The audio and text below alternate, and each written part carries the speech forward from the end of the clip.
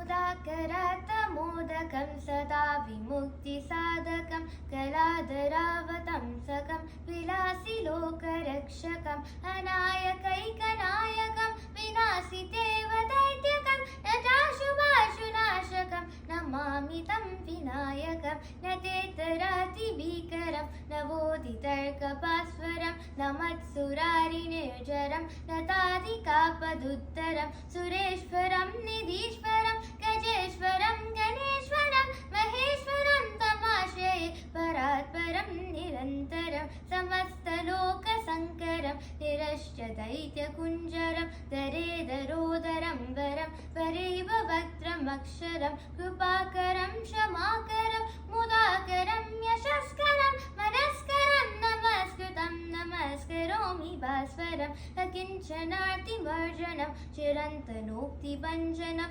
पुरारिपूर्वनन्दनं सुरारिगर्वचर्वनं प्रपञ्चनाशभीषणं धनञ्जयादिभूषणं कपोलदानवर्णं भजे पुराणवारणं नितन्तकान्तिदन्तकान्तिमन्तकान्तिकात्मजम् अचिन्त्यरूपमन्तहीनमन्तराय कृन्दनं हृदन्तरे निरन्तरं वसन्तमेव योगिनं तमेकदन्तमेव तं विचिन्तयामि सन्ततं महागणेश पञ्चरत्नमादरेण योर्वहं प्रगल्पति प्रभातके हृदि स्मराङ्गणेश्वरम्